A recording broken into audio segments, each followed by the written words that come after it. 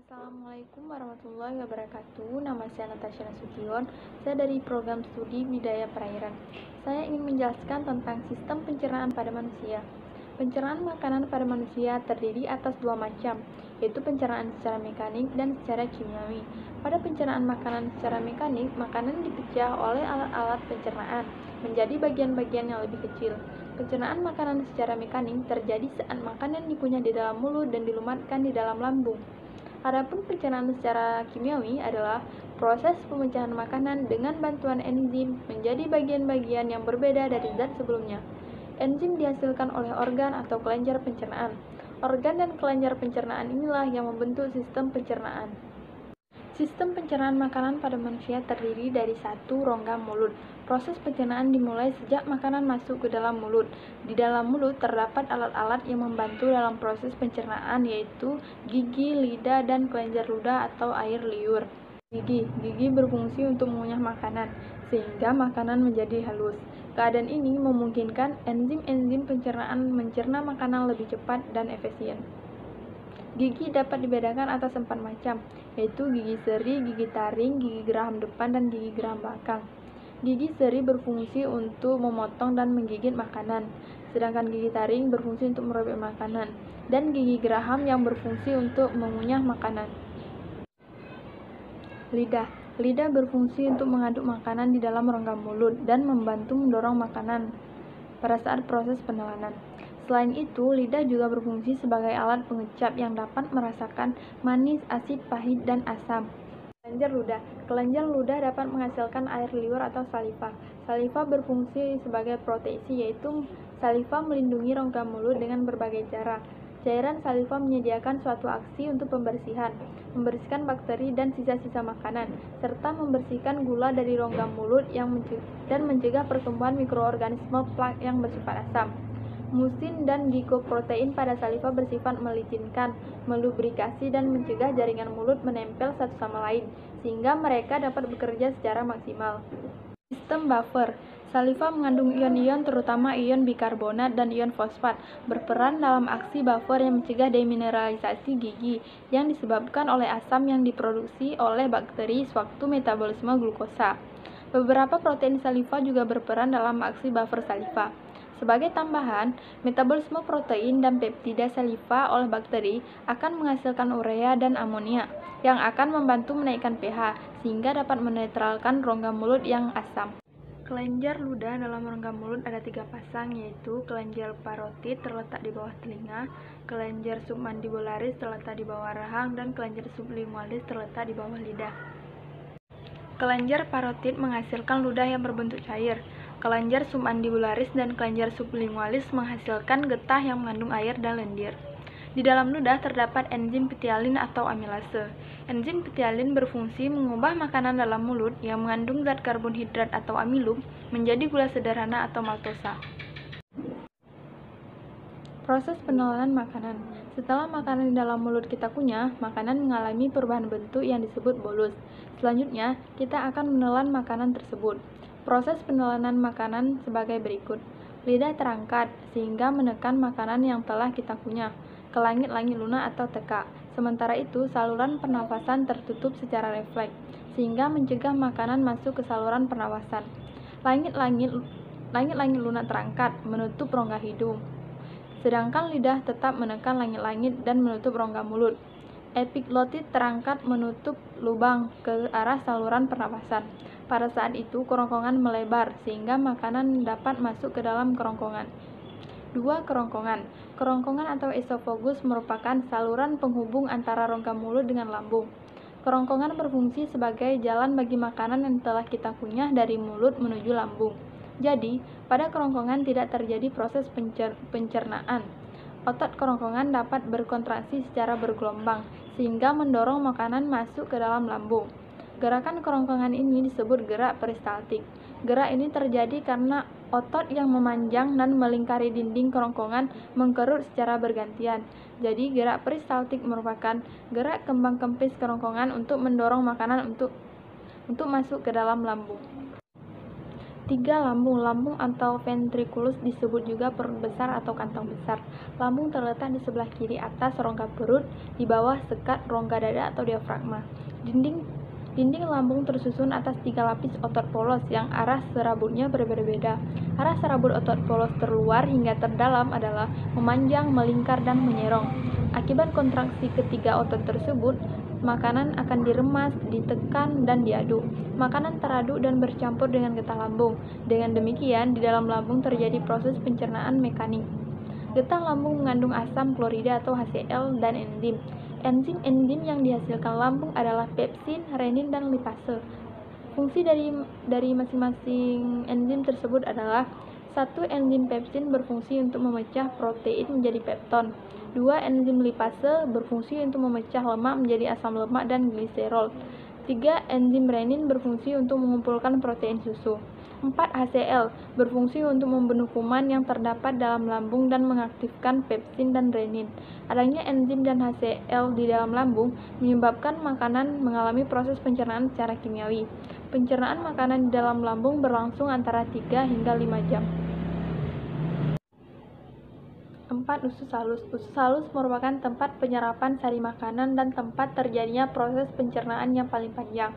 Usus halus terdiri dari 3 bagian, yaitu usus 12 jari atau duodenum, usus kosong atau jejunum, dan usus penyerap atau ileum. Pada usus 12 jari bermuara saluran getah pankreas dan saluran empedu. Pankreas menghasilkan getah pankreas yang mengandung enzim-enzim sebagai berikut. 1. Amilopsin atau amilase pankreas, yaitu enzim yang mengubah zat tepung atau amilum menjadi gula yang lebih sederhana atau maltosa. 2. Stepsin atau lipase pankreas, yaitu enzim yang mengubah lemak menjadi asam lemak dan gliserol. 3. Tripsinogen yang belum aktif diaktifkan menjadi tripsin, yaitu enzim yang mengubah protein dan pepton menjadi dipeptida dan asam amino yang siap diserap oleh usus halus. Empedu dihasilkan oleh hati dan ditampung di dalam kantong empedu. Selanjutnya, empedu dialirkan melalui saluran empedu ke usus 12 jari. Empedu mengandung garam-garam empedu dan zat warna empedu atau bilirubin. Garam empedu berfungsi mengemulsikan lemak. Zat warna empedu berwarna kecoklatan dan dihasilkan dengan cara merombak sel darah merah yang telah tua di dalam hati. Zat warna empedu memberikan ciri warna coklat pada feses. Selain enzim dari pankreas, dinding usus halus juga menghasilkan getah usus halus yang mengandung enzim-enzim sebagai berikut. Maltase berfungsi untuk mengubah maltosa menjadi glukosa. Laktase berfungsi mengubah laktosa menjadi glukosa dan galaktosa. Sukrase berfungsi mengubah sukrosa menjadi glukosa dan fruktosa. Tripsin berfungsi mengubah pepton menjadi asam amino. Enterokinase berfungsi mengaktifkan tripsinogen atau enzim yang dihasilkan pankreas menjadi tripsin. Di dalam usus halus terjadi proses pencernaan kimiawi dengan melibatkan berbagai enzim pencernaan. Karbonhidrat dicerna menjadi glukosa, lemak dicerna menjadi asam lemak, dan gliserol dan protein menjadi asam amino. Jadi, pada usus 12 jari, seluruh proses pencernaan karbonhidrat, lemak, dan protein diselesaikan. Selanjutnya, proses penyerapan atau absorpsi akan berlangsung di usus kosong dan sebagian besar di usus penyerap. Karbonhidrat diserap dalam bentuk glukosa, lemak diserap dalam bentuk asam lemak dan gliserol, dan protein diserap dalam bentuk asam amino. Vitamin dan mineral tidak mengalami pencernaan dan dapat langsung diserap oleh usus halus. Pada dinding usus penyerap terdapat jenjot-jenjot usus yang disebut villi. Villi berfungsi untuk memperluas daerah penyerapan usus halus, sehingga sari-sari makanan dapat diserap lebih banyak dan cepat. Dinding villi banyak mengandung kapiler darah dan kapiler limfe atau pembuluh getah bening usus. Agar dapat mencapai darah, sari-sari makanan harus menembus sel dinding usus halus yang selanjutnya masuk pembuluh darah atau pembuluh limfe. Glukosa, asam amino, vitamin, dan mineral setelah diserap oleh usus halus melalui kapiler darah akan dibawa oleh darah melalui pembuluh vena porta heper ke hati.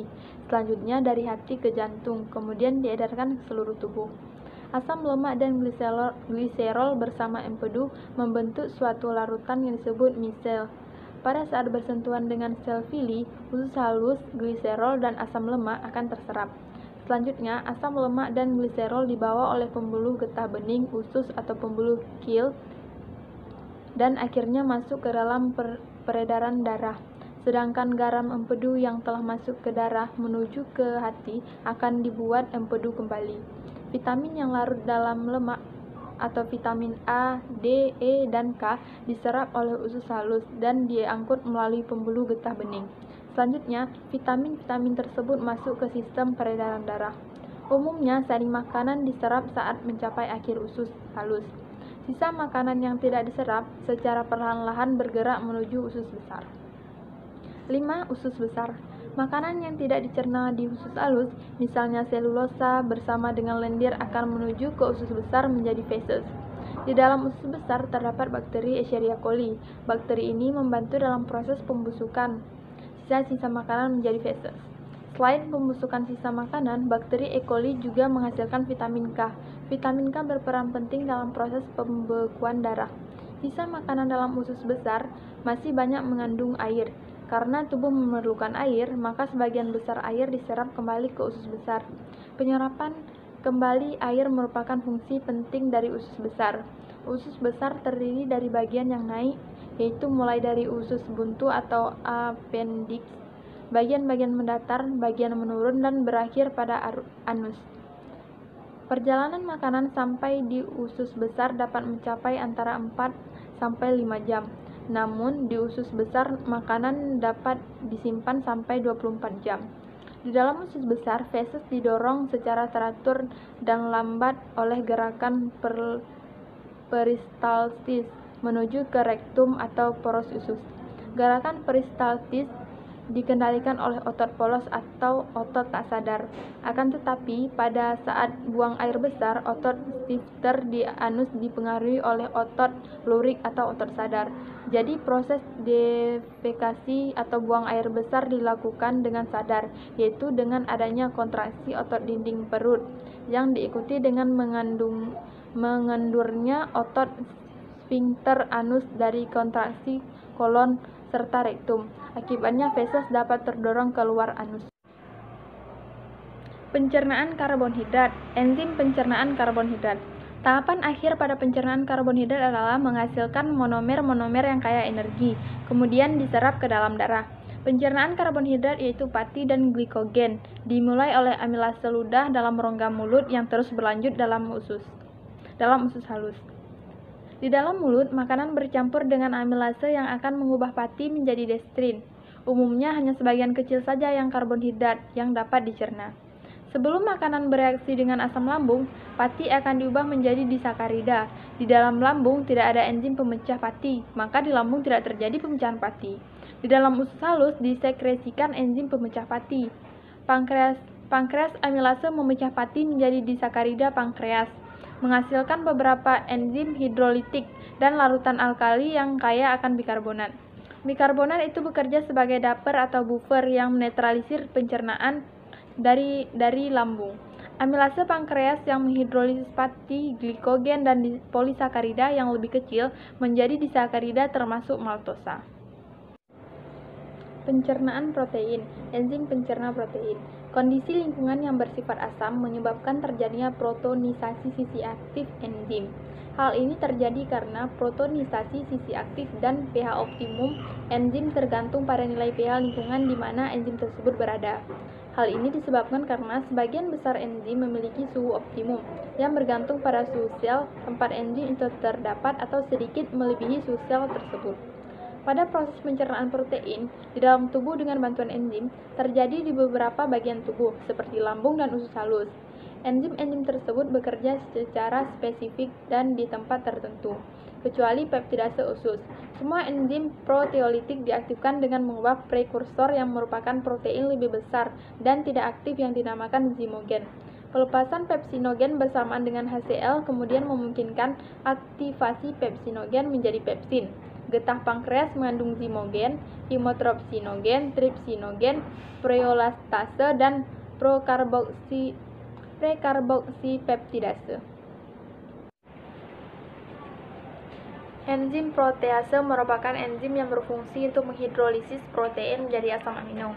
Kerja enzim dipengaruhi beberapa faktor yaitu suhu, pH, dan substrat. Gen menentukan suatu pembentukan enzim yang berperan dalam rangkaian reaksi kimia pada saat berlangsungnya metabolisme sel yaitu anabolisme dan katabolisme. Enzim pepsin terdapat di lambung, bekerja pada spesifikasi lebar protein. Tripsin, kimotripsin, dan karboksipeptidase terdapat di usus. Enzim aminopeptidase memiliki fungsi untuk menghidrolisis asam amino. Enzim ini terdapat pada mukosa usus. Pemberian protein untuk asam amino dalam jumlah banyak dapat meningkatkan daya serap usus. Besarnya peningkatan aktivitas enzim tersebut berbeda antara yang terjadi pada usus halus dengan di pankreas. Jumlah enzim di dalam sel sangat bergantung pada kecepatan mensintesis dan mendegradasi asam amino. Karena pada dasarnya dalam sebuah bentuk kehidupan, enzim disintetis dari asam amino dan didegradasi menjadi asam amino. Pencernaan lemak, enzim pencerna lemak. Enzim pencerna lemak dihasilkan oleh pankreas eksokrin dan disekresi ke dalam duodenum. Lemak trigliserida dapat dihidrolisis oleh enzim lipase yang dihasilkan oleh pankreas atau stiapsin menjadi gliserol dan asam-asam lemak. Pencernaan lemak terjadi apabila lemak dihidrolisis menjadi asam lemak dan gliserol. Semakin banyak asam lemak yang dibebaskan, maka semakin banyak larutan NaOH yang dibutuhkan untuk menetralisir kadar asam lambung. Sekian presentasi dari saya akhiri. Wassalamualaikum warahmatullahi wabarakatuh.